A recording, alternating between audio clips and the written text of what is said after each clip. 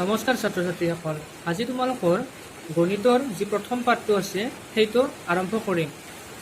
দশমিক পদ্ধতিৰ সংখ্যা আৰু ৰোমান সংখ্যা এই পাঠটো তোমালোকৰ নিতুল ছাৰে অনুশীলনী 1A লৈ তোমালোকক শিকাই গৈছে। গতিকে সেইখিনি মই আৰম্ভ নকৰোঁ, মই তাৰ পিছৰখিনিৰ পৰা আৰম্ভ কৰিম। গতিকে তোমালোকক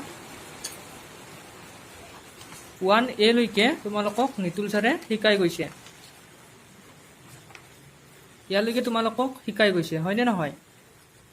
গতিকে মই ইয়াৰ পিছৰখিনি তোমালোকক আলোচনা কৰিম। ইয়াৰ পিছত তোমালোকৰ আছে ডাঙৰ সংখ্যাৰ তুলনা। চাবা ইয়াত কি দিছে যে যদি এ আৰু বি যিকোনো দুটা সংখ্যা হয় তেন্তে এ বিতকৈ ডাঙৰ হ'ব পাৰে, নাইবা এ বিতকৈ সৰু হ'ব পাৰে, অথবা এ বিৰ সমানো হ'ব পাৰে, হয়নে নহয়? যদি এ বিতকৈ ডাঙৰ হয় তেন্তে লিখা হয় এ গ্ৰেটাৰ দেন বি। চাবা কি কৈছে, চাবা যদি এ বি যদি যিকোনো দুটা যদি সংখ্যা হয় তেনেহ'লে কি কৈছে এটো বিতকৈ ডাঙৰো হ'ব পাৰে। যদি এটো ডাঙৰ হয় তেনেহ'লে ডাঙৰ হ'লে এ গ্ৰেটাৰ দেন বি বুলি লিখা হয়। আৰু যদি এটো বিতকৈ যদি সৰু হয় তেনেহ'লে কি লিখা হয় এ লেছ দেন বি লিখা হ'ব, এনেকৈ লিখা হয়। আৰু যদি এ বিৰ সমান হয় তেনেহ'লে এ সমান বি লিখা হয়। এতিয়া ইয়াত তোমালোকে কি কৰা, এ বিৰ জেগাত আমি যিকোনো দুটা সংখ্যা বহুৱাই চাওঁ, হয়নে নহয়? ধৰা 5 আৰু 4। এতিয়া চোৱা 5 আৰু 4 ইয়াৰ ভিতৰত তোমালোকৰ ডাঙৰ কোনটো? যোনটো ডাঙৰ সেইটোৰ ফালে এই চিনডাল আহিব, এইডাল গ্ৰেটাৰ দেন চিন আহিব, হয়নে নহয়? যদি 4 আৰু 4 দিওঁ তেনেহ'লে কোনডাল চিন আহিব? ইয়াতে দুয়োটা সমান যিহেতু সমান চিন আহিব। আৰু যদি এনেকৈ দিওঁ যে 4 আৰু 5, এইবাৰ কোনফালে যাব এইডাল চিনটো? এইবাৰ এনেকৈ যাব, এইটো ক'ব 4 লেছ দেন 5। বুজিব পাৰিছা? নেক্সট তোমালোকৰ দিয়া আছে এইবাৰ সংখ্যাৰ ডাঙৰ সৰু নিৰ্ণয় কৰা নিয়ম। আমি যে ডাঙৰ সংখ্যাবোৰ যে থাকে সেই ডাঙৰ সংখ্যাবোৰৰ কোনটো ডাঙৰ কোনটো সৰু সেইটো নিৰ্ণয় কৰা কিছুমান নিয়ম আছে। এই নিয়মকেইটা চাই লওঁ আমি। ইয়াত 1 নম্বৰত কি দিয়া আছে চাবা, বেছি অংক থকা সংখ্যাবোৰ সদায় কম অংক থকা সংখ্যাবোৰতকৈ ডাঙৰ। কি বুজি পাইছা এইটোত? যে বেছি অংক থকা সংখ্যাবোৰ সদায় কম অংক থকা সংখ্যাবোৰতকৈ ডাঙৰ। চাবা বেছি অংক মানে ধৰা তোমাক ক'লো 2 3 5 4 6, ইয়াত কেইটা অংক আছে? 1 2 3 4 5টা অংক আছে, হয়নে নহয়? এইবিলাকক প্ৰত্যেককে কি বুলি কোৱা হয়? এই গোটেইটো হৈছে এটা সংখ্যা, আৰু ইয়াৰ প্ৰতিটোকে অংক বুলি কোৱা হয়। এইবিলাক বেলেগ বেলেগ অংক, হয়নে নহয়? গতিকে ইয়াত কেইটা অংক আছে? এই সংখ্যাটো কেইটা অংকৰে গঠিত? 5টা অংকৰে, 1 2 3 4 5। এতিয়া বেলেগ এটা সংখ্যা লিখো চাবাচোন, যে লিখিলো 3 2 4 5। ইয়াত কেইটা অংক আছে? 1 2 3 4। চাবা ইয়াত কেইটা আছিল? 1 2 3 4 5টা, আৰু ইয়াত কেইটা আছে? 1 2 3 4টা। তেনেহ'লে এইটো সংখ্যা আৰু এইটো সংখ্যাৰ ভিতৰত কোনটো ডাঙৰ হ'ব? ডাঙৰ যোনটো সংখ্যাৰ তাত অংকৰ সংখ্যা বেছি আছে সেইটোৱে ডাঙৰ হ'ব। ইয়াত অংকৰ সংখ্যা কিমানটা? 6টা। আৰু ইয়াত অংকৰ সংখ্যা কিমানটা? ইয়াত অংকৰ সংখ্যা 5টা। 1 2 3 4 5, আৰু ইয়াত অংকৰ সংখ্যা কেইটা? 4টা। 1 2 3 4। গতিকে এইটো ডাঙৰ হ'ব, হয়নে নহয়? যদি আমাক দিয়ে যে 2 3 5 4 6, যদি চিন বহাব দিয়ে ডাঙৰ সৰুৰ, তেনেহ'লে কি কোনফালে যাব চিনডাল? এই যে চিনডাল আছিল সেই চিনডাল কোনফালে যাব? এইফালে যাব নে এইফালে যাব? গতিকে কোনটো ডাঙৰ? এইটো ডাঙৰ, গতিকে চিনডাল এইফালে আহিব। এই গ্ৰেটাৰ দেন, এইডাল চিনৰ নাম হ'ল গ্ৰেটাৰ দেন। গতিকে বুজিব পাৰিছানে? এইটো তোমালোকৰ 1 নম্বৰ নিয়ম। তাৰপিছত কি দিছে চাবা, সেইদৰে কম অংক বিশিষ্ট সংখ্যাবোৰ বেছি অংক বিশিষ্ট সংখ্যাবোৰতকৈ সৰু। সেই একেটা কথাই তোমালোকৰ এইটো কি কৈছে? বেছি অংক বিশিষ্ট সংখ্যাবোৰ কম অংক বিশিষ্ট সংখ্যাবোৰতকৈ সৰু হয়, ডাঙৰ হয়। আৰু ইয়াত কি কৈছে? যে কম অংক বিশিষ্ট সংখ্যাবোৰ বেছি অংক বিশিষ্ট সংখ্যাতকৈ সৰু হয়। এইখিনিকে ঘূৰে পাকে কৈছে, উল্টা পল্টাকে। তো এইটো এটা তোমালোকৰ নিয়ম এনেকুৱা ধৰণৰ তোমালোকৰ অনুশীলনীত আছে তোমালোকে নিজে নিজে কৰিব লাগিব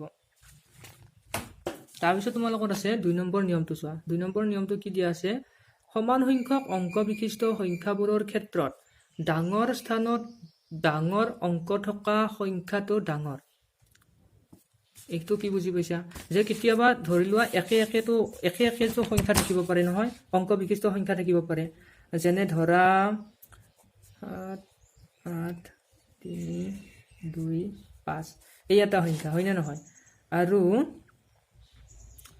ধৰা 8 3 5 2 1 চাবা ইয়াত কেইটা অংক আছে 1 2 3 4 5 আৰু এইটো সংখ্যাত কেইটা অংক আছে 1 2 3 4 5 এতিয়া চোৱা ইয়াতো 5টা অংক আছে ইয়াতো 5টা অংক আছে তেনেহলে এই দুটাৰ মাজত ডাঙৰ কোনটো হ'ব ইয়াত তোমালোকৰ আটাইতকৈ ডাঙৰ যিটো স্থান থাকে সেই স্থানটো সংখ্যাটো চাই কিনে ডাঙৰ সৰু উলিয়াব লাগে ইয়াত কেনেকুৱা হ'ব চাবা ইয়াত চাবা একক দশক শতক হাজাৰ অযুত ইয়াৰ অযুতৰ স্থানটো কি আছে ইয়াতে অযুতটো আটাইতকৈ ডাঙৰ ইয়াতে হয় নে নহয় অযুতৰ স্থানত কি আছে 7 আছে হয় নে নহয় আৰু ইয়াত চাবা একক দশক শতক হাজাৰ অযুত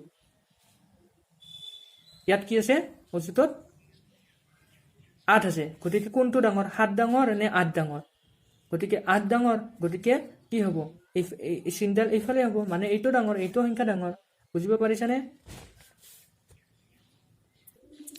আৰু যদি দুটা এনে ধৰণৰ অংক সংখ্যা চোৱা এই দুটা যদি চোৱা তেনেহলে এই অংক সংখ্যা দুটাৰ কোনটো ডাঙৰ তোমালোকে চাবা দেই যদি এনেকুৱা হয় ধৰা 8 7 3 5 2 তাৰপিছত 8 6 3 5 2 এই দুটা সংখ্যাৰ ভিতৰত কোনটো ডাঙৰ কেনেকৈ ক'বা কাৰণ ইয়াতটো যেটো তোমালোকৰ আটাইতকৈ ডাঙৰ স্থানত যেটো আছে ধৰি লোৱা একক দশক শতক হাজাৰ অযুত এই অযুতৰ স্থানতো ইয়াতো 8 আছে আৰু ইয়াতোটো 8 আছে একক দশক শতক হাজাৰ অযুত ইয়াতো 8 আছে গতিকে এই দুটা সংখ্যাৰ মাজত কোনটো ডাঙৰ হ'ব যদি এনে ধৰণৰ সংখ্যা যদি থাকে যে আটাইতকৈ ডাঙৰ স্থানটোত যদি একে সংখ্যা থাকে তেনেহলে তাৰ ঠিক পিছৰ স্থানটো চালে হ'ল এটো অযুত তেনেহলে হাজাৰৰ ঘৰত যেটো সংখ্যা আছে সেইটো চালে হ'ল যে একক দশক শতক হাজাৰ এই হাজাৰৰ ঘৰত কোন কি আছে ইয়াতে 7 আছে আৰু ইয়াৰ হাজাৰৰ ঘৰত কি আছে একক দশক শতক হাজাৰৰ ঘৰত কি আছে 6 আছে তেনেহলে এই দুটা সংখ্যাৰ তুলনা কৰি কিনে এই সংখ্যা দুটা কোনটো ডাঙৰ কোনটো সৰু আমি ক'ব পাৰিম গতিকে 7টো ডাঙৰ যেহেতু 6টো সৰু গতিকে 7টো ডাঙৰ গতিকে 7টো ডাঙৰ ইফালে দিব লাগিব এডাল হয় না নহয় গতিকে এইটো গ্ৰেটাৰ দেন হৈ যাব বুজিব পাৰিছানে এই দুটা তোমালোকৰ হৈছে সংখ্যা ডাঙৰ সৰু নিৰ্ণয় কৰাৰ নিয়ম ঠিক আছে কিবা বুজি নাপালে মোক সুধিবা দেই মেছেজ কৰি WhatsApp-ত ঠিক আছে ইয়াৰ পিছত তোমালোকৰ উদাহৰণৰ কেইটামান অংক দিয়া আছে তোমালোকে এইখিনি ঘৰতে নিজে প্ৰেক্টিছ কৰিবা বা কৰি চাবা খুব ধুনীয়াকৈ বুজি পাবা ইয়াৰ পিছত তোমালোকৰ আছে পূৰ্বৱৰ্তী আৰু পৰৱৰ্তী সংখ্যা এতিয়া চাবা পূৰ্বৱৰ্তী আৰু পৰৱৰ্তী সংখ্যাবোৰ কেনেদৰে জনা যাব এটা সংখ্যা ৰেখাত ডাঙৰ সংখ্যাবোৰ সৰু সংখ্যাবোৰৰ সোঁফালে থাকে আৰু সৰু সংখ্যাবোৰ ডাঙৰ সংখ্যাবোৰৰ বাওঁফালে থাকে ধৰা তোমালোকে সংখ্যা ৰেখা জানা নে নাজানা এইডাল ধৰা সংখ্যা ৰেখা এনেকৈ যদি দিয়া হয় এডাল সংখ্যা ৰেখা বুলি কোৱা হয় ইয়াত যদি তোমালোকক যদি দিওঁ যে এই 0 পৰা আৰম্ভ কৰিলো পূৰ্ণ সংখ্যা যেহেতু আছে 1 0 1 2 3 4 5 6 এনেদৰে অসীমলৈ যাব হা দত এই অসীমলৈ যাব এইডাল চিহ্ন পাৰ হৈ যাব একেবাৰে যিমান সংখ্যা আহে সিমান সংখ্যা আহিব পাৰিব এতিয়া চাবা সংখ্যা ৰেখাত কি হয় যে ইয়াত তোমালোকৰ ধুনীয়াকৈ দিয়া আছে যে সংখ্যা ৰেখাত ডাঙৰ সংখ্যাবোৰ সৰু সংখ্যাবোৰৰ সোঁফালে থাকে ডাঙৰ সংখ্যাবোৰ সৰু সংখ্যাবোৰৰ সোঁফালে থাকে চাবা এইটো এটা একটো কি একটো সৰু সংখ্যা দুইতকৈ হয় না নহয় দুইটো ক'ত আছে সোঁফালে আছে হয় না নহয় আৰু সৰু সংখ্যাটো বাওঁফালে থাকে এইটোৱে কৈছে যে এতিয়া চোৱা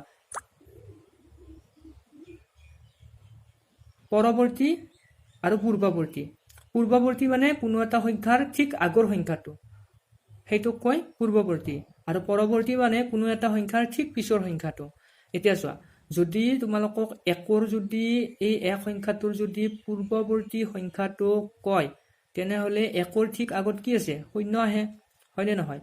গতিকে পূৰ্বৱৰ্তী সংখ্যাটো বুলি ক'লে 1 বুজি পাম আৰু এইটো তোমালোকে যদি বহুত ডাঙৰ সংখ্যা হয় তেনেহ'লে তোমালোকে বিয়োগ কৰি উলিয়ালেই হয় যে পূৰ্বৱৰ্তী সংখ্যা উলিয়াবলৈ সেই সংখ্যাটোৰ পৰা 1 বিয়োগ কৰিলেই হ'ল যে ধৰা 1ৰ যদি পূৰ্বৱৰ্তী সংখ্যা উলিয়াব লাগে তেনেহ'লে 1ৰ পৰা 1 বিয়োগ কৰিলে কি হ'ব 0 হ'ব গতিকে 1ৰ পূৰ্বৱৰ্তী সংখ্যাটো কি হ'ব 0 হ'ব এতিয়া যদি চোৱা তোমালোকে এই 1ৰ পৰৱৰ্তী মানে ঠিক পিছৰ সংখ্যাটো তেনেহ'লে 1ৰ পৰৱৰ্তী সংখ্যাটো কি হ'ব তেনেহ'লে পৰৱৰ্তী সংখ্যাৰ ক্ষেত্ৰত 1ৰ লগত 1 এটা যোগ কৰিলেই হ'ব 1 এটা যোগ কৰিলে কি হ'ব 2 হ'ব গতিকে 1ৰ পৰৱৰ্তী সংখ্যা কি হ'ব 2 হ'ব ঠিক তেনেদৰে 4ৰো যদি তোমালোকে চোৱা যে 4ৰ পূৰ্বৱৰ্তী সংখ্যাটোনো কি তেনেহ'লে 4ৰ পৰা 1 বিয়োগ কৰি দিলে হ'ল যে 4ৰ পৰা 1 বিয়োগ কৰি দিলে কি হ'ব 3 ওলাব গতিকে 4ৰ ইয়াত ধুনীয়াকৈ দিয়া আছে 4ৰ আগৰ সংখ্যাটো কি পূৰ্বৱৰ্তী সংখ্যাটো কি 3 আৰু এতিয়া 4ৰ পৰৱৰ্তী সংখ্যা হ'লে কি হ'ব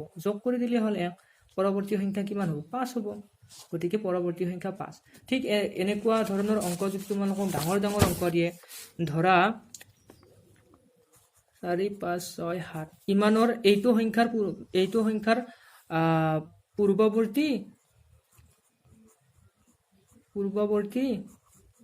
আৰু পৰৱৰ্তী সংখ্যা উলিয়া পৰৱৰ্তী তেতিয়া কি কৰিবা হয়নে নহয় গতিকে কি কৰিবা যদি পূৰ্বৱৰ্তী সংখ্যা লাগে তেনেহ'লে ইয়াৰ পৰা 1 বিয়োগ কৰি দিলে হ'ল গতিকে 4 5 6 7 ইয়াৰ পৰা যদি তোমালোকে 1 বিয়োগ কৰি দিয়া কি হ'ব 7ৰ পৰা 1 গ'লে কি হ'ব 6 আৰু এইটো 6 আৰু এইটো 5 এনেকৈ থাকিব গতিকে 4 গতিকে এইটো হ'ব পূৰ্বৱৰ্তী সংখ্যা আৰু যদি এই সংখ্যাটো যদি পৰৱৰ্তী সংখ্যাটো উলিয়াব লাগে তেনেহ'লে কি হ'ব 1 এটা যোগ কৰি দিলে হ'ল ইয়াতে 1 যোগ কৰি দিলা এইটো হৈ গ'ল 8 এইটো 6 5 4 এইটো হ'ব কি পৰৱৰ্তী সংখ্যা এইটো পৰৱৰ্তী সংখ্যা হ'ব হয়নে নহয়